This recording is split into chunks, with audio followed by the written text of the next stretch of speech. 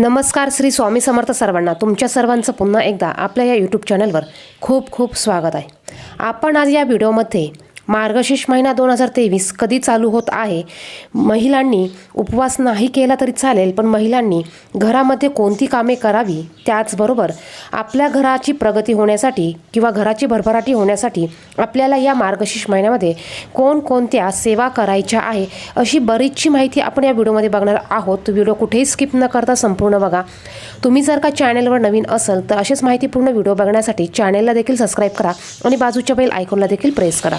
मार्गशीर्ष महिना हा 13 डिसेंबरपासून चालू होत आहे। 12 डिसेंबरला अमावस्या आहे आणि 13 डिसेंबरला मार्गशीर्ष महिना चालू होत आहे। पहिला गुरुवार हा 14 डिसेंबर रोजी पडत आहे। या वर्षी 2023 मध्ये एकूण 5 गुरुवार आलेले आहेत। शेवटच्या गुरुवारी म्हणजेच 5व्या गुरुवारी ही अमावस्या आलेली आहे। आता बघा, बऱ्याच जणांना प्रश्न पडतो की अमावस्येच्या दिवशी गुरुवार असेल तर तो गुरुवार करायचा का, उपवास पकडायचा का, उद्यापन कधी करायचं, चौथ्या गुरुवारी उद्यापन करायचं का, 5व्या गुरुवारी करायचं, या विषयीची थोडक्यात माहिती तुम्हाला मी व्हिडिओच्या शेवटी सांगणार आहे। तो व्हिडिओ कुठेही स्किप करू नका, संपूर्ण बघा। मार्गशीर्ष महिना हा एक पवित्र महिना समजला जातो। मार्गशीर्ष महिन्यात महालक्ष्मीचं व्रत घराघरांमध्ये पाळण्याची रीत आहे। मार्गशीर्ष महिन्याच्या दर गुरुवारी हे व्रत ठेवलं जातं। या निमित्ताने अनेक घरात श्रावण महिन्याप्रमाणे मार्गशीर्षातही मांसाहार केला जात नाही। मार्गशीर्ष महिन्यात दर गुरुवारी महालक्ष्मीचं प्रतिकात्मक रूप म्हणून घट बसवण्याची पद्धत आहे। घटाला महालक्ष्मीच्या वेशात सजवलं जातं। हार वेणी अर्पण करून दर गुरुवारी पूजा केली जाते। सकाळ संध्याकाळ घटाची पूजा करून दिवसभराचा उपवास महिला ठेवतात। मार्गशीर्ष महिन्यातील या पूजेची मांडणी कशी करायची, अगदी साधी सोपी घरगुती पद्धत या विषयीचा व्हिडिओ आपल्या चॅनलवर अपलोड आहे। तो व्हिडिओ देखील तुम्ही पाहू शकतात।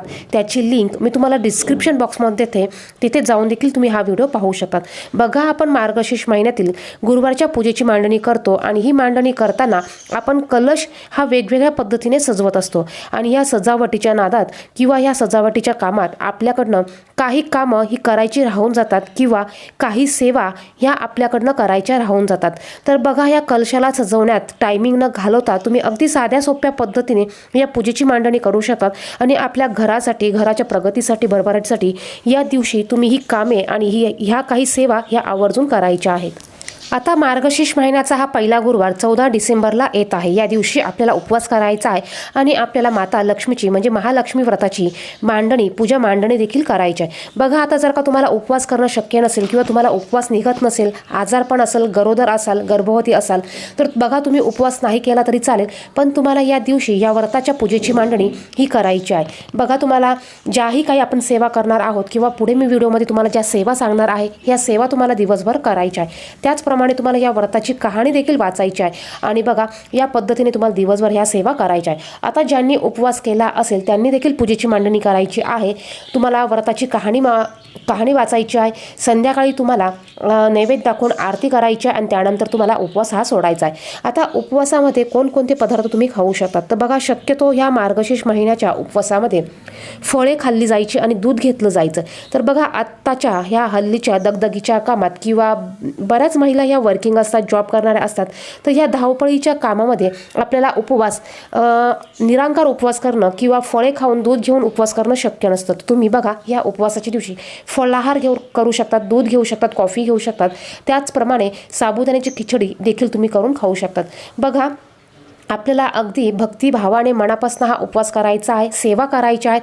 तुम्ही सेवा ह्या अतिशय मनापासून करा, भक्तीने, भावाने करा। बघा, तुम्हाला या सेवेचं, या पूजेचं, या व्रताचं फळ हे नक्कीच मिळेल। तर बघा, तुम्ही ह्या उपवासासाठी जे उपवासाला चालणारे पदार्थ आहेत ते सर्व पदार्थ तुम्ही खाऊन उपवास हा करू शकतात। तर बघा, ज्या महिला उपवास करणार आहेत त्यांनी देखील या व्रताची मांडणी करायची आहे, म्हणजे बघा आपल्याला माता लक्ष्मीचा आशीर्वाद हा प्राप्त होणार आहे। आता ही मांडणी कधी करायची, तर बघा, सकाळी तुमची देवपूजा झाल्यानंतर तुम्ही लगेच या व्रताच्या पूजेची मांडणी करू शकतात आणि कहाणी देखील लगेच तुम्ही वाचू शकतात। आता सकाळी तुम्हाला मांडणी करायला जमलं नाही तर तुम्ही दुपारनंतर 4 नंतर या पूजेची मांडणी करायची आहे आणि यानंतर तुम्ही कहाणी देखील वाचायची आहे। फक्त आपल्याला भर दुपारी आपल्याला या पूजेची मांडणी करायची नाही। तुम्ही पूजेची मांडणी सकाळी करू शकतात किंवा सायंकाळी देखील करू शकतात। यानंतर बघा, आपल्या घरामध्ये जर का श्रीयंत्र असेल तर आपल्याला ह्या गुरुवारी या मार्गशीर्ष महिन्यातल्या प्रत्येक गुरुवारी या श्रीयंत्रावर कुंकुमार्चन करायचं आहे. बघा म्हणजे आपल्याला श्रीयंत्रावर देखील या मार्गशीर्ष महिन्यामध्ये सेवा करायची आहे. कारण हे श्रीयंत्र हे माता लक्ष्मीचं आसन आहे. बघा श्रीयंत्र हे माता लक्ष्मीचं आसन आहे. तुमच्याकडे जर का श्रीयंत्र असेल तर तुम्ही या श्रीयंत्रावर प्रत्येक गुरुवारी कुंकुमार्चन ही सेवा करायची आहे. त्याचबरोबर आपण जी पूजेची मांडणी करणार आहोत त्यामध्ये देखील आपल्याला हे श्रीयंत्र पूजेसाठी ठेवायचं आहे. तुमच्याकडे जर का श्रीयंत्र नसेल तर तुम्ही ते श्रीयंत्र आणू शकतात आणि पहिल्या गुरुवारी मार्गशीर्ष महिन्यातल्या पहिल्या गुरुवारी तुम्ही त्याची स्थापना तुमच्या घरामध्ये करू शकतात. बघा श्रीयंत्र म्हणजे काय, तर श्रीयंत्र म्हणजे हे लक्ष्मी माता लक्ष्मीचं आसन आहे.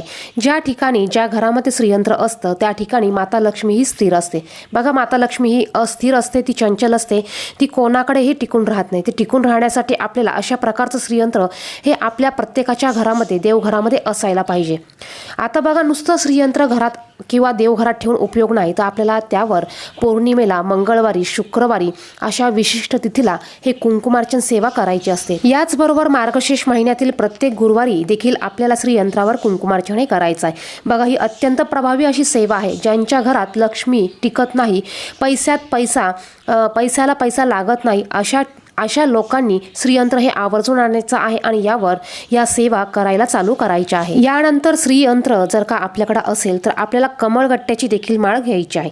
बघा कमळगट्ट्याची माळ म्हणजे काय, तर कमळाच्या फुलाचं हे बी असतं. आपण महालक्ष्मीला कमळाची फुलं ही 108 अर्पण करू शकत नाही.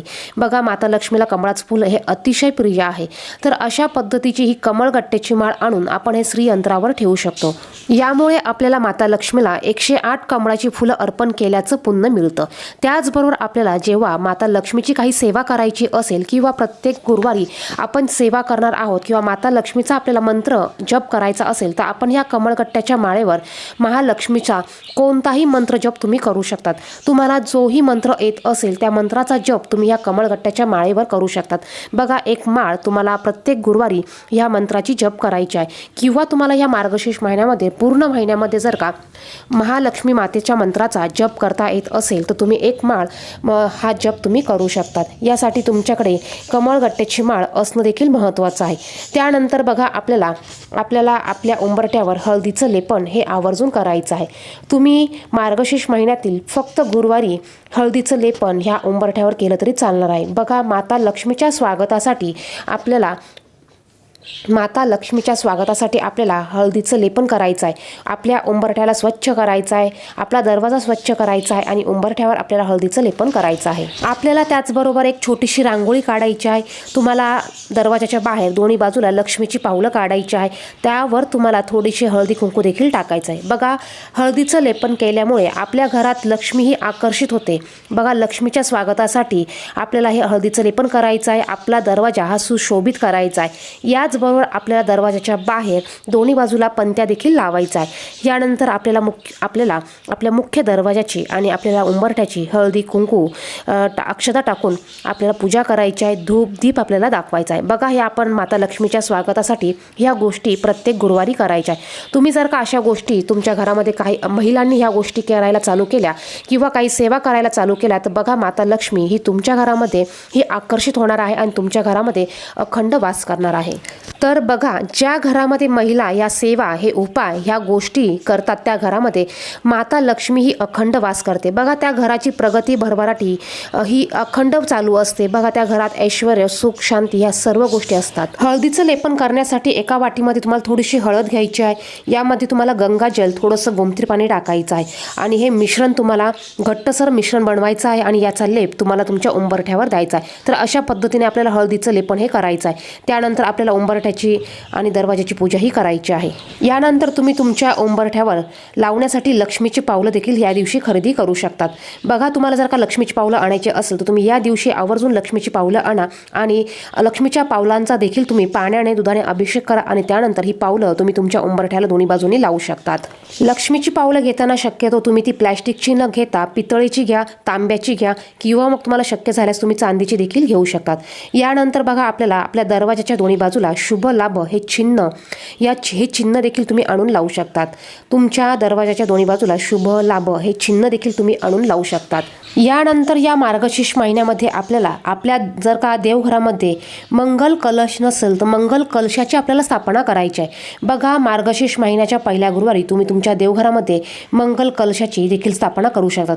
आता हा मंगल कलश हा आपण आपल्या कुलस्वामिनीच्या नावाने हा मांडत असतो। आपल्या प्रत्येकाच्या देवघरामध्ये हा मंगल कलश असायला पाहिजे। तुमच्या देवघरामध्ये जर का मंगल कलश नसेल तर तुम्ही आवर्जून मंगल कलशाची या मार्गशीर्ष महिन्यामध्ये पहिल्या गुरुवारी तुम्ही स्थापना करू शकतात। बघा, पूजेमध्ये आपण जो महालक्ष्मीचा घट मांडतो तो वेगळा आणि आपल्या देवघरामध्ये जो मंगल कलश असतो हा मंगल कलश वेगळा। तुम्ही या मंगल कलशामधलं पाणी हे दर आठवड्याला बदलू शकतात, दर 15 दिवसांनी बदलू शकतात, दर पौर्णिमेला बदलू शकतात। याचबरोबर तुम्हाला या मंगल कलशाच्या खाली तुम्हाला एका प्लेटमध्ये तांदूळ ठेवायचे आहे। हे तांदूळ देखील तुम्ही 8 दिवसाला बदलू शकतात आणि आधीचे तांदूळ तुम्ही गाईला किंवा पक्ष्यांना खायला देऊ शकतात। बघा, यामध्ये तुम्ही विड्याची आंब्याची पानं देखील ठेवू शकतात, ती देखील तुम्ही 8 दिवसाला बदलू शकतात किंवा सुकल्यानंतर ती पानं देखील तुम्ही बदलू शकतात। बघा, अशा प्रकारचा मंगल कलश आपल्या देवघरामध्ये हे असणं खूप चांगलं आहे। यानंतर बघा, आपल्या देवघरामध्ये जर का पिवळ्या कवड्या नसतील तर आपण माता लक्ष्मीच्या अतिशय प्रिय असणाऱ्या या पिवळ्या कवड्या आणून याची स्थापना आपण या गुरुवारी करू शकतो।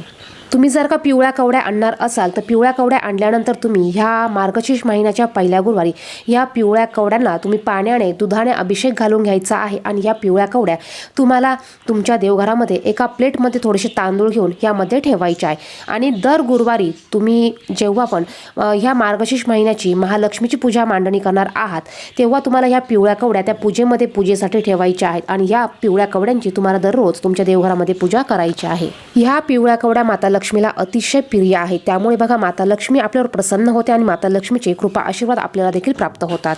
याचबरोबर तुम्ही प्रत्येक गुरुवारी बघा लक्ष्मी मातेची कहाणी वाचणार आहातच, त्याचबरोबर तुम्हाला लक्ष्मी अष्टक देखील पठण करायचं आहे।